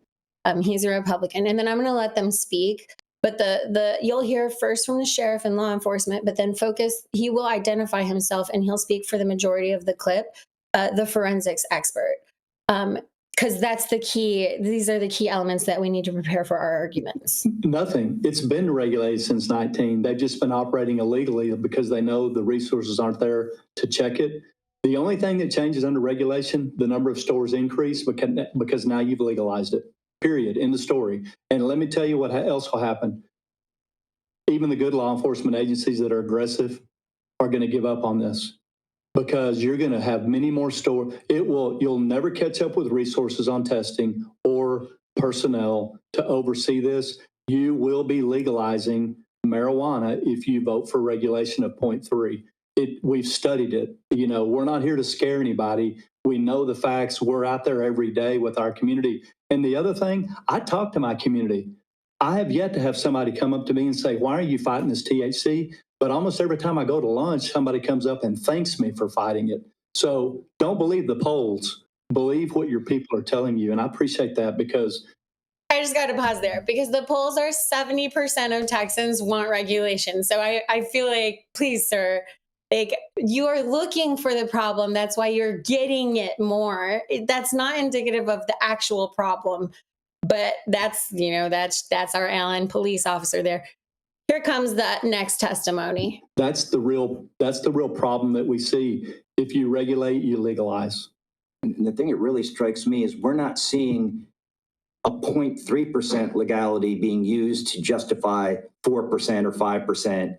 I'm sure back in the day, if it had 6%, it had a name like Maui Wowie, and people were telling you this is great stuff. We're seeing 77%. And if you've seen 30 or 40, that what the truck they've driven through the little loophole that they were given is unbelievable. And I don't see how a regulation scheme is going to fix that. Now, let me ask a question for the other side of the table. Okay, so if we pass a regulation ban, how much is it going to cost you if your law enforcement agency even bothers to do a major effort to follow the law? And again, I go back to the gambling. I live in Harris County. And I will tell you right now, the sheriff's department knows where the gambling houses are. And there's one in my district everybody knows about. And they don't do anything but gambling, so everybody leaves them alone. There was another one in my district that popped up over the winter, and it was too close to houses. And some of the ladies that lived there saw teenage girls going around there in the middle of the winter in bikinis, and they said something else is going on here. The sheriff shut them down like that. The reality is the sheriffs aren't going to go and shut down all the gambling houses. If we have a regulation scheme here, and they continue to do what they're doing now, selling 77% product, lots of law enforcement just aren't going to be able to, they're not going to spend all their time dealing with that. But the ones that do, if the city of Houston, under the former chairman of the Criminal Justice Committee in the Senate, says we're not having this, how much, and forget how much it's going to cost in extra police time and overtime and officers, how much is it going to cost your lab if the amount of THC you see actually being out there, if there's any kind of proportional effort to send you product to test? Okay, so basically you're saying if we've got a situation where I have to do so this is our guy, okay? This is Dr. Peter, and he's gonna, you just got gaslit. Just letting you know. Because sometimes people don't recognize it when it's happening in that questioning, but that is a Republican legislator asking a very specific line of questioning of his invited expert witnesses who are law enforcement officers who are particularly focused on this. So I understand some of his concern, but also he does point out, and they are open to feedback, that there is an issue, that they can't enforce all of this, and that arbitrary enforcement is something that does happen. That is an admission. How does that happen in a state like Texas, often based on race? Let's be real. So, but continuing our conversation, you're going to have the actual the director of the forensics labs, who understands what is necessary for prosecution, give his testimony, and he brings out the argument. Really, he highlights the conflict so beautifully. Quantitative determination then on a bunch of stuff. And actually, I got one in here. This one is a current case that we have. It's like 300 pounds of their pre-roll cigarette. It's Litto. They are very much, there's even part of their paperwork says, attention, this is hemp, not marijuana. Has COAs, very clear demonstration that it is less than 0.3% total delta 9 tetrahydrocannabinol. It's got a lot of THCP, THCO, and HHC in it. So at the current moment, that's hemp, currently.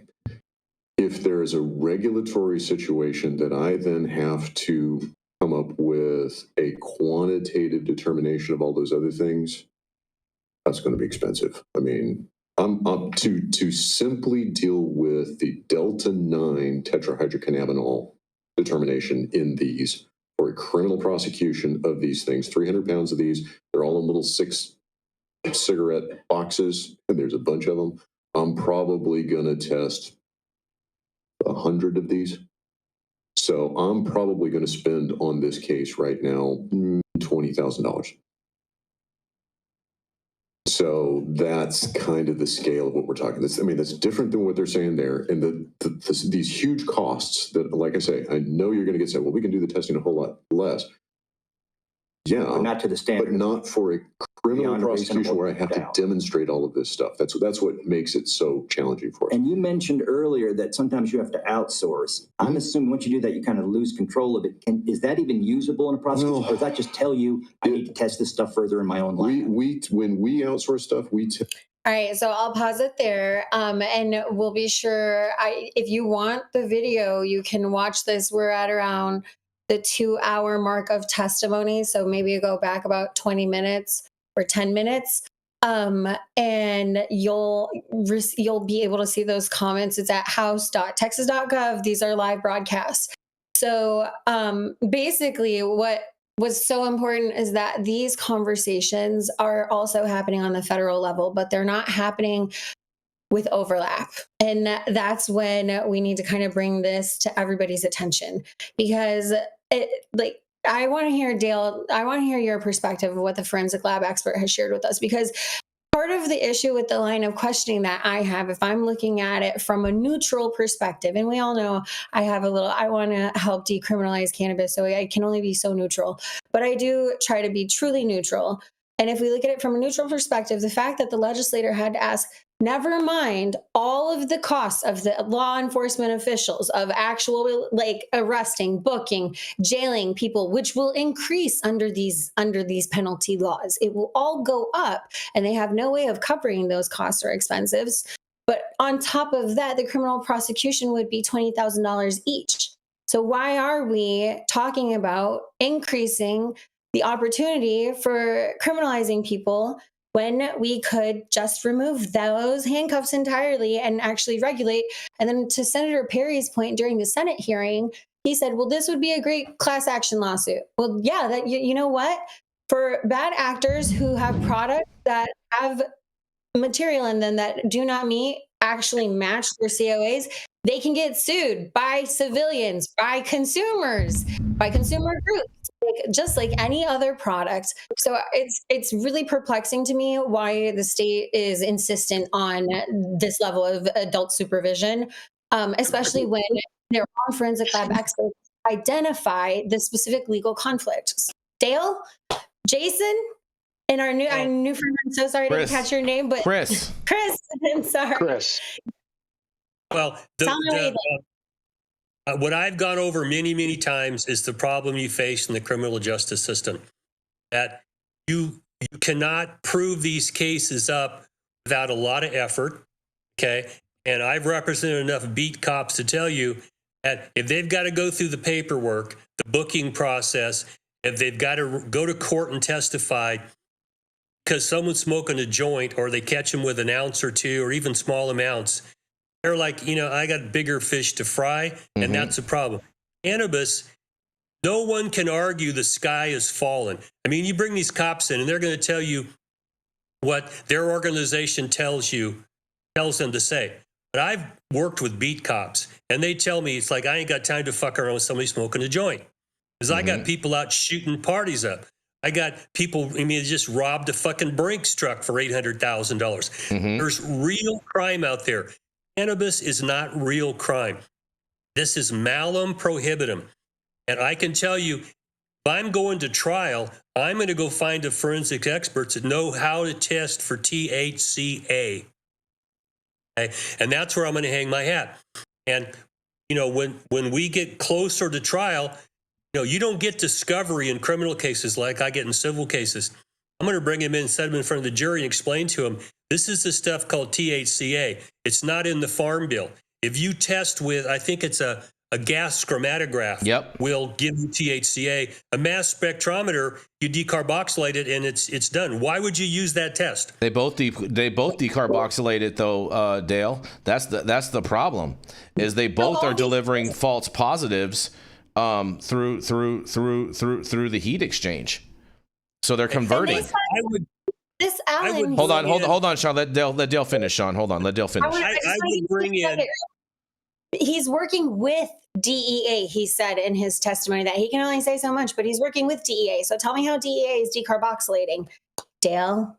Well, save us. There are DEA certified labs out there that can give you a THCA percentage. They can do that. Biochemistry and organic chemistry for me was 55 years ago. I fucking forgot more than I ever learned. But I can tell you there are chemical ways to test for THCA. And I would bring an expert in who would say, look, when the testing the other side did to prove my guy committed a crime, it just took away any advantage you thought you might have because you didn't test for THCA. We have a test for THCA, and I'm here as an expert to tell you, if you don't do X, Y, and Z to test for THCA, you don't have a case. Okay? Blow them out of the water. They don't. And the bigger problem is that and I think I've told you this percentage before, if 8% of your population decides they want to do something, you can't enforce a prohibition against it. We're up at 60, 70% now. Okay? So these guys are blowing smoke up their own asses, arguing this stuff, because they're into the prohibitionist mentality. They have to admit we can't enforce this. They want the government to come in and do something extra special to make this so we can enforce it more. The problem is that people want weed. Okay? The numbers say that. These hemp stores the shit's flying off the shelves. Okay? The regulated market's fucked up because the government's involved in it. People want this. They need to get their head out of their ass and go to 30,000 feet and say, okay, what do the people want? Can we give it to them so we can actually win elections and stop playing this stupid ass game we're playing? And they're contaminating their evidence. If he's actually working with the DEA and the DEA is taking over some of his caseloads, which he probably escalated and flagged to give it over to them. Let's be real about how these departments operate. Sometimes they're like, oh, I got a real big one. And they're just, it's like, reminds me of Breaking Bad, like Hank. Oh, like, I love Breaking Bad. That was so good. But sometimes they build a case out of something that it's like you're criminalizing folks who really aren't the bad actors, and there are plenty worse to deal with. But put all that aside, like they asked us to put aside all the expenses of what they want to do with HB5. Put all that aside. You know the one part of this that I do agree with, Shaun? What? Testing is expensive. Testing is expensive. But here's the deal. They have those COAs, and this sheriff and Chief Allen are saying, or Steve Dye are saying that the package doesn't match the COA, which is tested and does show THCA. Well, a lot of times the COA isn't going to match because of how the product has been stored from what. Well, because of how it was stored from the time that they're testing it, from the time when it was initially packaged and created, and so that oftentimes does change. You want to touch on this, Chris? I was going to say. Go ahead, Chris. Correct me if I'm wrong, but the COA doesn't have to match. It just has to be produced in a lawful way in the first place, right? To even end up in the store and be sold legally. We see, discrepancies in COAs in CBD hemp, in industrial hemp. It's just the nature of testing. But as long as it's produced in a lawful way, and you can show that chain of custody to how it got to the store, a little bit of discrepancies. But, I agree with Shaun that, I think the main argument in court would be that the sample has been adulterated and that this shouldn't be able to hold up in court. But they're just going after a witch hunt. They just, I just drove across Texas a couple of weeks ago, and there's all these billboards everywhere that are like, God, weed, you're a felon, and like as soon as you cross over from New Mexico. And it's just, I feel like most of the country now has embraced weed in some way or another. And there's just something about Texas. They just have this stick up their ass. I don't know if they're still making more money on civil forfeiture than any other state on it. And, Well, it's that, but there's also a lot of legislators. There are very specific folks who have a lot of money from oil and other things, and they do influence our policy here. And the policy isn't always representative of the actual voice of the people. You heard 70%. So they want regulation. 77% is going to make you lose your mind. Like I'm going to hit a distillate pen and just drive into traffic now. Like it's fucking madness. I'm not a legal or policy person. I try to keep up with it as much as I can as it pertains to me. I don't quite have the intellectual perspective as you guys do on this, but it's just like, come on, Texas, get it together. Yeah. I have a lot of friends and family there, and I mean, they could be taxing it. They could be benefiting from it. So like anything, follow the money. Someone still has to be, going after this low-hanging fruit for a reason rather than after going real crime. And there has to be a revenue generation reason for it, in my opinion. Mm-hmm. I feel you. Any other final thoughts on this, Dale? Well, it's the difference between what we call a malum in se crime and malum prohibitum crime. Because malum in se is real crime. Assault, battery, arson, murder, robbery, rape, things. Those are real crime, and they're happening every day. And we budget about one officer for every 1,000 people. Okay. Now, we can't even, fund them right now. And the average person doesn't want this to be happening. But the government has a lock on it. And I mean, at some point, the people have to say, enough is enough. We're done with this shit, and vote them out. I mean, that's my magical thinking. But there's so much capture. California is as bad in a blue way as Texas is in a red way. Okay. California's legislature is just super majority Democrat. The state's not super majority Democrat. No, not at all. Same thing in Texas. It's not quite a super majority because these, people took off and they can't get a quorum. But what's in the legislature is not comparable to the voting population. So there's capture everywhere. And I think people generally are just sick and fucking tired of the government not being accountable for what the hell they're there for. They're fighting about stupid shit, and the average person go, hey, gas prices are a problem. The rent's up. You know, I got to buy groceries. My kids need clothes, and the fucking tariffs are causing all kinds of problems. It's like, when can we get the politicians to pay attention to what the average Mary and Joe dokes want? And they want weed. So get over yourself. Get the hell out of the way. Legal. Exactly. President Trump, deschedule cannabis now. Just do it just edit it in the farm bill, and all of a sudden it's done. You don't even got to worry about it. It'll be great. People will be cheering in the streets, and Republicans will win big in the midterms. And on that, we're going to go into our final commercial, and we're going to be right back.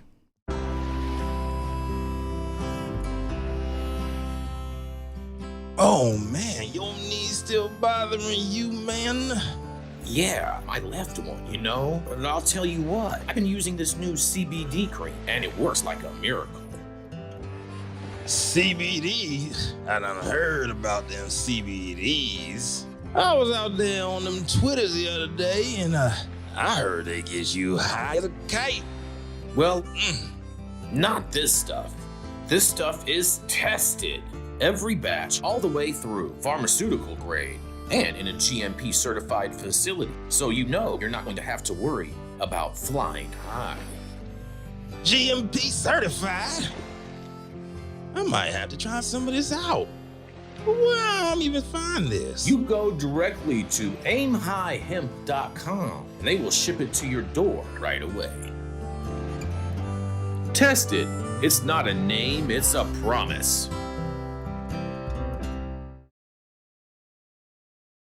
Yes, and we are back, you guys. And Jenny Beth has joined us as Casper the Ghost again today, you guys. But nonetheless, we're going to roll right into our brand new correspondent today on Wednesdays, you guys. His name is Christopher Vaos. He's a seasoned cannabis industry professional with over 15 years of experience in the commercial cultivation. He has led large-scale indoor, greenhouse, and outdoor operations across various U.S. markets, specializing in cultivation, optimization, team leadership, and cost-efficient scaling. With background in engineering and a data-driven, science-based approach, Christopher consistently delivers strong results in plant health, productivity, and operational efficiency. That's right, it is none other than Mr. Chris Vaos. Thank you, Jason. All right, so I got an article here from the Canadian Medical Association Journal that talks about THC levels in cannabis have soared in recent years, raising the risk of psychosis, especially in young, frequent users. Studies reveal a strong connection between cannabis-induced psychosis and schizophrenia, making early cessation and treatment essential. Stronger cannabis is driving higher psychosis risks, especially in young, frequent users. We got to make these kids quit weed is what this article is basically trying to say. This is from ScienceDaily.com, which is a normally otherwise respectable scientific journal. There's a quote here that says cannabis from the 2000s is not the same as it is in 2025, according to co-author Dr. Nicholas Fabiano, resident researcher with the Department of Psychiatry, University of Ottawa. THC content has increased by 5 times. This is likely a significant driver in the increasing link between cannabis use and schizophrenia. In the last 20 years in Canada, from about 4% to 20% in most legal dried cannabis. Man, I remember that 4% weed when I was a teenager. That really didn't do much. High potency in regular cannabis use is linked to increased risk of psychosis, although they don't give any sources on any of that. They just throw it out there. The risk of psychosis increased in people using high-potency THC, which they're defining as more than 10% THC. People using it frequently and those who are younger and male. So apparently if you're a dude, you're going to have a higher risk of getting psychosis if you smoke weed than if you're a chick. I don't know how that matters, but apparently it matters. The history of mental disorders, depression, anxiety also appears to increase the risk, but that goes with everything. Pharmaceuticals, alcohol, you name it. If you have a history of mental disorders, anything you do, you go through an emotional breakup, you're going to have a higher risk of psychosis.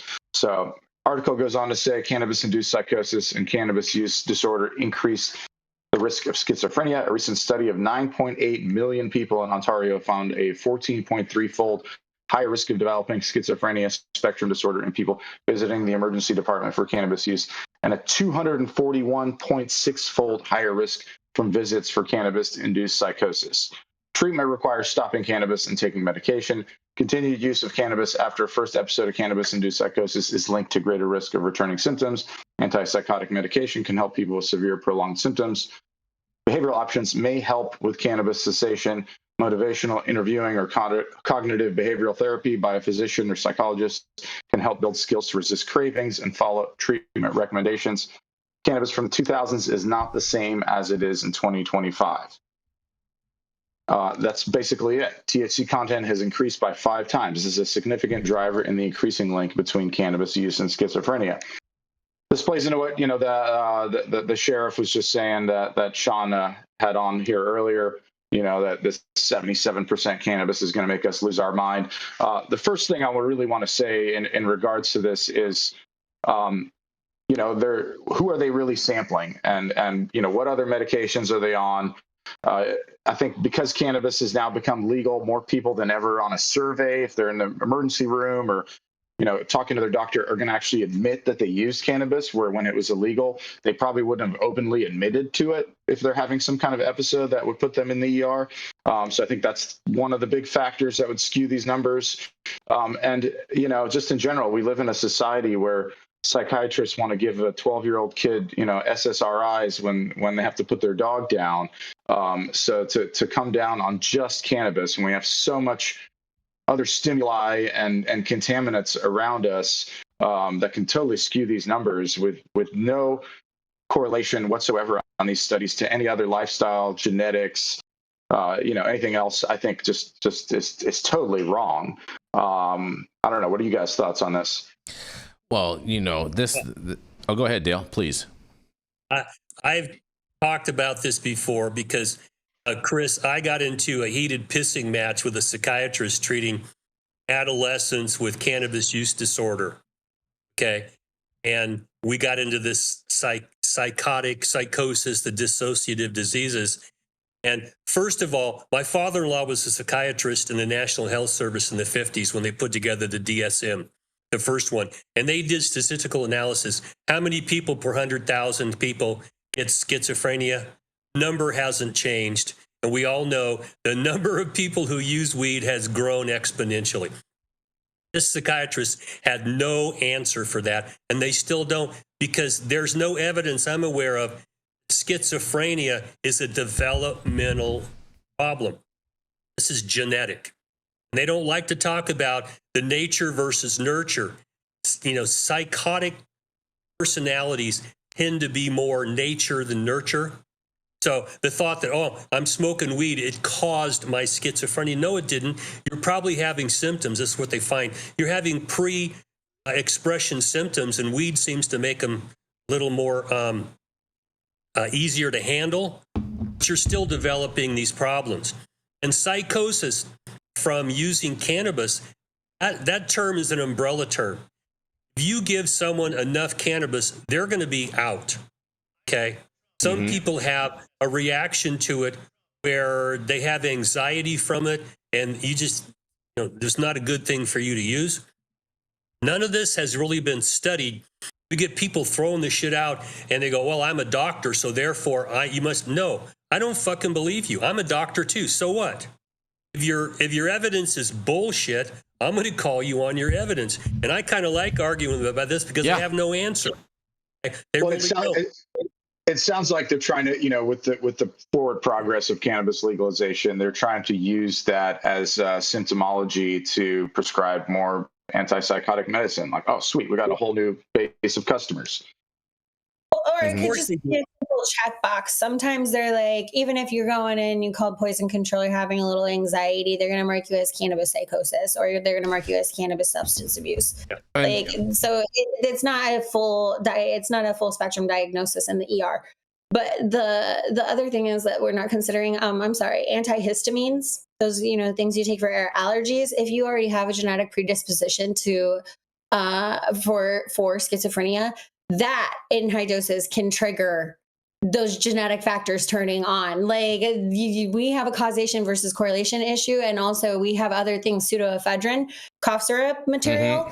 that also has the same, like, this is true of all of our pharmaceutical drugs. They can also exacerbate symptoms of schizophrenia. So are you serious with this shit? I think I know what the problem is, you guys.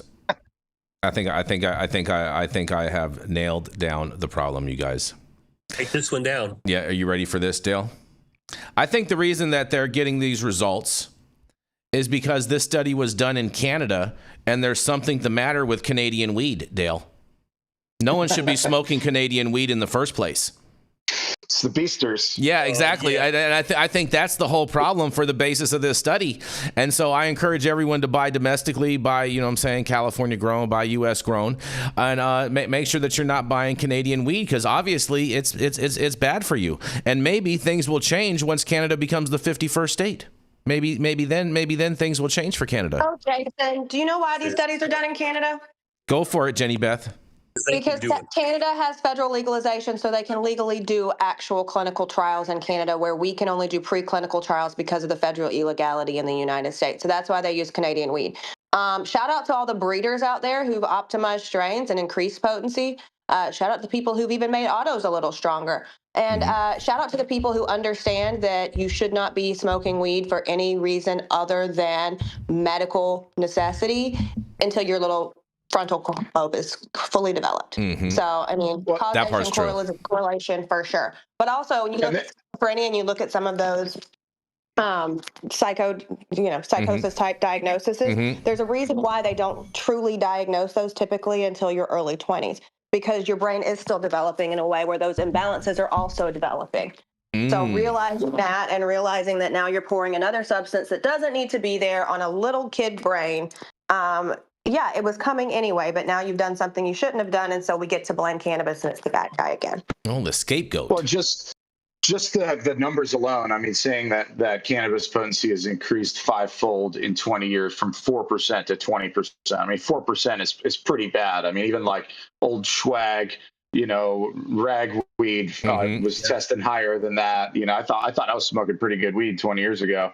But I mean, just the simple act of pulling males can double your THC percentage, right? So just as markets mature and people have access to slightly better quality weed, it doesn't mean that like we're smoking some crazy mutant weed right now. It's just that people have formed somewhat better practices. Like you leave males in there. If I bunch a bunch of males and female plants together, of course my potency is going to be high. Well, that's natural. Chris, at the same time too, it's not like there's like some THC nutrient that people just pour into their newts to make their THC stronger. Exactly. We've I mean, look at all the different species or breeds of tomatoes and watermelons. I mean, broccoli is man-made. We're always going to mess with plants and breed for certain traits. That's natural.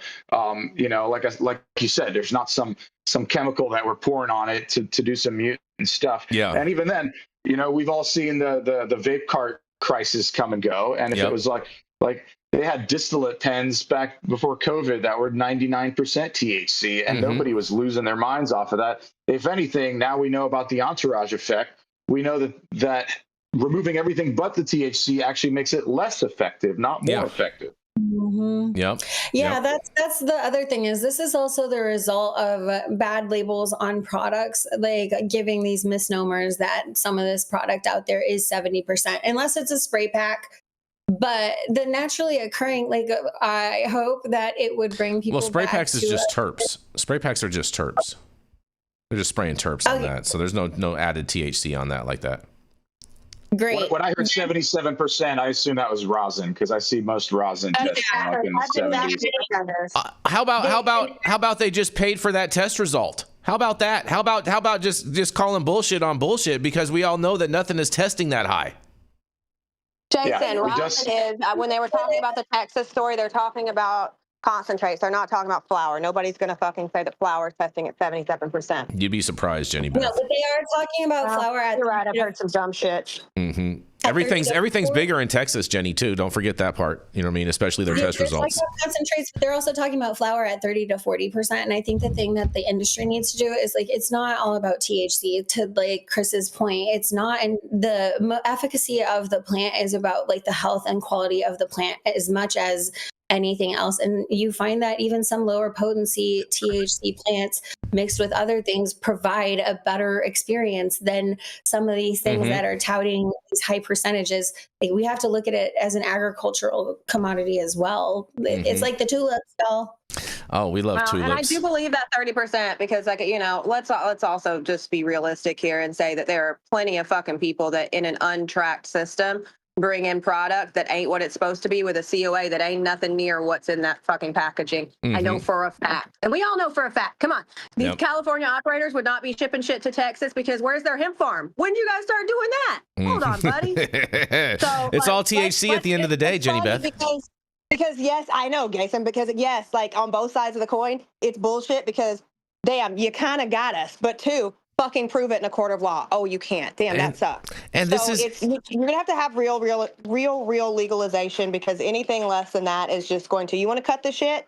Fine, regulate it, track it, trace it. And then you can say, wait a minute, why the fuck is this San Bernardino load in here with fucking 37% THC? And, you know, this is even more the reason why the president should just do an executive order to reword the Farm Bill to eliminate the artificial THC definition of 0.3%. And I need you to call him on your red phone, Jason, and tell him to do that. I am. Don't worry. He's tuning in today. You know what I'm saying? He's tuning in today. What's up, Donnie Dog? Well, let me tell you something. We're going to roll into our final story. That was a good gaslighting. Thank you so much for bringing that, Chris. You know what I'm saying? And speaking of gas, bringing up the rear end of this show, the caboose, the highest Republican and the head honcho of the High at Night News, Jason Beck. Oh, there we go. Look at that. I got an introduction today. Look at that. Thank you so much for joining us today, Jenny Beth. And you guys, man, oh man, one more rescheduling, descheduling story for you guys. And this one is a knockout. Because Mike Tyson says whether he fights again depends on federal marijuana legalization and rescheduling. Tyson said he agreed to his last fight versus Jake Paul while under the influence of marijuana. Now, I don't know if that's the smartest thing for him to say or not, but nonetheless, as President Donald J. Trump determines whether to pursue federal cannabis reform, he may also wield the power to determine the future of Mike Tyson's boxing career. Tyson has been one of the most vocal advocates for the rescheduling of marijuana, a Schedule I drug, to Schedule III, which is considered to be far less dangerous category of substance. Trump told reporters on Monday it's a decision he will determine in the next few weeks. Tyson told Fox News Digital in an exclusive interview on June 30th, his 59th birthday, whether he fights again will depend on whether cannabis is legalized and rescheduled, he says in a quote. It depends on if cannabis ever becomes legal or not and rescheduled, Tyson said when asked if it's possible that he would agree to another fight.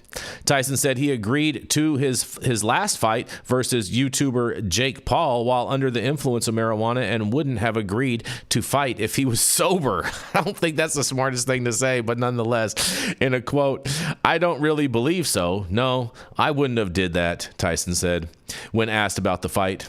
Because without cannabis, I'm getting too involved in my feelings. With cannabis, I'm very objective, he says. Oh, that's an interesting perspective, Mike.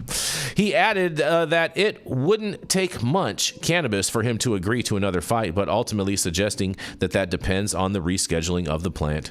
Tyson led a coalition of current and former athletes, including Kevin Durant, Des Bryant, and Antonio Brown, who signed a letter to the White House in late June lobbying for federal cannabis reform. The letter called for rescheduling of cannabis from Schedule I to Schedule III and clemency for nonviolent marijuana offenses and ending discriminatory banking practices related to financial regulations of the cannabis industry. Tyson told Fox News Digital in June 30th interview that rescheduling was the most important goal in his letter. He added that he was let down by former President Barack Obama and Sleepy Joe Biden handled a federal marijuana reform, but it's hopeful that Trump will take a new approach. In a quote, he says, I was let down, Tyson said, of Obama and Biden's handling. We have a different president now, so we're talking to him. So it seems a lot different to talk to President Trump than it did with the other guys, he says. Tyson has a long-running friendship with Trump that dates back to the 1980s during his early years of Tyson's boxing career and Trump's rise as a celebrity New York real estate developer. Now, Tyson believes that Trump himself would make good decisions for the country under the influence of marijuana, and in a quote says, "I truly believe that, yes," Tyson said. Still, Tyson said he would never invite Trump to use marijuana with him. He says, "No way. No, he doesn't smoke. He doesn't believe in anything that can enhance the motor skills of your brain, and I respect that," Tyson said. In addition to rescheduling, clemency for nonviolent users is also a very personal priority for Tyson, and Tyson said he has watched people get incarcerated for nonviolent marijuana offenses since he was a child. In a quote, "I'm friends with those people. Those people come from my community," Tyson said. Tyson recalled the first person he ever met who was incarcerated for such an offense and says, "I know he did a lot of time. I know he went in there when I was a little kid. By the time he came out, I was boxing," Tyson said. He was a friend of people in the neighborhood. Everybody in the neighborhood knew who he was, and he wasn't really a friend that I hung out with or anything, but the whole neighborhood knew who he was. I never smoked with him. A recent study by researchers at UC, and this is kind of a little, this is the last paragraph of this story, but I'm going to read it, and possibly I did send it to Dr. Talleyrand to see if he'll cover this portion on Friday, on Friday's show. But says a recent study by researchers at UC San Francisco determined that eating edible cannabis, such as gummies, has the same cardiovascular risk as smoking marijuana for long-term users. The risk stems from reduced blood vessel function, according to the study published by JAMA Cardiology on May 28th, you guys. And man, what do you guys think about this? Is Tyson going to come back? Is Trump going to deschedule or reschedule cannabis? And all of this hangs in the fate of whether or not Mike Tyson will get back in the ring. I can't wait to hear what you guys have to say about this. I feel like he would have had a better argument if he won that fight. I think so too. I mean, why would you admit that like weed was the only thing that made me get into the ring with Jake Paul? I feel like that was kind of like that's a message to say why not to smoke weed. Right. Yeah. Yeah. He needed that 20 mil though. I mean, I feel you, bro. I feel you. He had to secure the bag. You know what I mean? He had to secure the bag. Yeah, but that was a pathetic performance. It was. Hey, listen, I won $100 on that. So shout out to William Sump for paying his, another industry guy for paying his debts. Mm-hmm. But listen, I'd get beat in the face for 20 mil, and I'm a lot prettier than Tyson. Oh, man. It didn't, I don't think it hurt his brain. And no. I just think it's the guy was a good boxer. Give him that. Mm-hmm. But beyond that, it's like running backs in the NFL running for senator when their head's been bashed around a lot. Yeah. Wonder, can you put two sentences together? Mm-hmm. I'm sure Mike's a nice guy. We'd have a lot to talk about because we both did time for stupid shit. Yep. Making him the spokesman. I mean, I've got grandsons who are on the spectrum, and it pisses me off when like that Greta Thunberg was used by people to come out and it's like, no, this guy, whatever it is he has to say, it's a nice thing, but I wouldn't put him up there as any kind of an expert.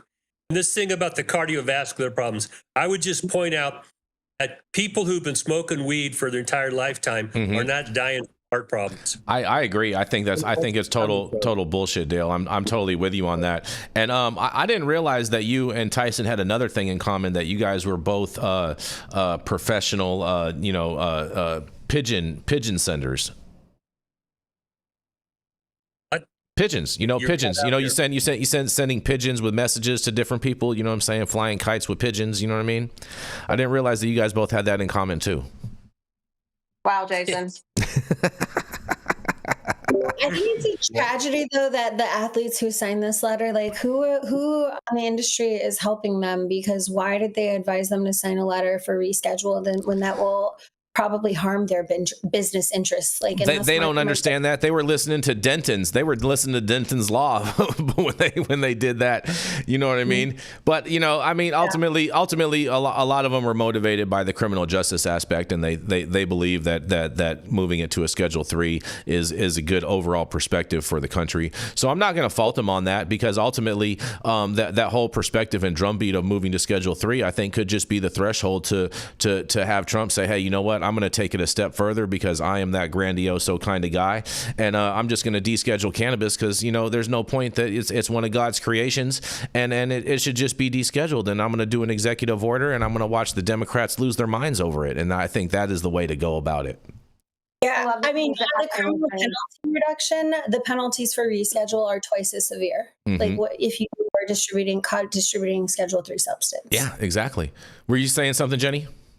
Yeah, I was just saying I love the things that happen in your dreams. It's not a dream, it's reality, Jenny Beth. I live in reality, and I create my own reality. There you go, buddy. We've all seen it. Oh man, just wait. When you see Trump deschedule cannabis through an executive order, and then watch all this whole thing play out, you guys are gonna be like, I mean, listen, that would be phenomenal. I'd be super stoked on it. I'm cautiously optimistic, but I'm also cautious, right? Because I understand, because I've been here long enough, right? Because we were saying that this was going to be done in 5 years, 10 years ago. Trump came out and said he's gonna make his decision in a number of weeks, and Trump has never made any type of statement like that before. Calm your titties down, Jason. Just saying. And I think the reason why all these athletes came out and spoke for rescheduling is because, look, there's a lot of people in the industry that don't understand that rescheduling is death of the industry. Mm-hmm. You're right. People in this country in general do not know how to vote their own best interests. And why is that? It's because you get your news from whoever told you something that you think knows more than you, because they spoke about it with some sort of authority they should not have had. Mm-hmm. So that's the problem that we have, especially surrounding this industry, especially because it's so new, especially because there's so many people who don't know what the fuck they're talking about. And I'll land my plane. That's an education problem, without a doubt. And, my hat goes off to Mike Tyson. I've listened to him speak many times, and I do think morally, he speaks from his heart. He's coming from a good place. He means well. And to all the athletes that are using their elevated platforms to make their voice heard, to talk about something as like cannabis, when they could be doing a million other things. They could be just chilling on their yacht, not giving a shit about it. So, props to them for that. And for actually trying to send a message directly to the president for that. So I think it's cool. Is it going to have any impact? Realistically, hard to say. If Trump does pass an executive order, is Tyson going to be like posing with a joint in his mouth next to Trump? Probably not, but that'd be cool to see. He might have one in his ear, though. Yeah, exactly. So, or he takes a bite out of his ear edible. Oh man, yeah, I can see that. Yeah, I can see that. I can see him having a bag of gummies. Yeah. Yeah. So, like I said, props to him for that. Obviously, it's very easy for people like that in the limelight to be misdirected by their background interests, or to be used as just kind of celebrity props by other big money people behind them. So it's hard to say, but. Like I said, overall, I think Mike Tyson means well. I don't know how big of news this really is, but the more advocates we have that do have a platform for this industry, I'm all for it. Yep. Shout out. I'm telling you, I think Trump just may legalize cannabis with an executive order, and Thomas in the chat must have came in a little late, but here I'm going to give it to you guys one more time, my prediction, just so that way for anyone that's just tuning in now can get to hear this. I am predicting that President Trump is going to deschedule cannabis with an executive order, and yes, we all know that he doesn't have the power to do it, but there's been a lot of other things that Trump has done that everyone said that he doesn't have the power to do. And so my prediction is Trump deschedules cannabis with an executive order, and then let the courts figure it out, to which then Pam Bondi will have the directive to make that as the official DOJ policy, which will deschedule cannabis, and then Clarence Thomas will strike down the whole case and give a verdict and say, hey, you know what, he does have the right to do this, and then that will be the best thing that the president could do in regards with cannabis reform, and we automatically get the deschedule. That would be a huge win for us. Or his second option number 2, is for him to do an executive order to edit the Farm Bill by removing the artificial THC definition of 0.3% THC, just totally remove that from the Farm Bill completely, and then therefore cannabis would automatically be descheduled through the original Farm Bill that he did when he was 45. And that just may play out and be a future of our reality, you guys. All right, fair enough. Nothing else to say. All right. Well, thank you all for joining us and getting high at 9 with us every Monday through Friday at 9 a.m. Pacific and high noon on the East Coast. Big shout out to our audience and supporters for tuning in daily and listening to the insanity that is the developing cannabis industry. Huge thank you to Catalyst Cannabis for helping us keep the lights on over here, and thank you to our correspondents for being absolutely amazing. Thank you to Cannabis Sativa L, whether it's hemp or cannabis, for giving us a reason to do this every day. And thank you to Cloud Media partners Elias and Kai somewhere in the metaverse. And thank you all for tuning in and getting high at 9 with us. We are America's #1 daily cannabis news show.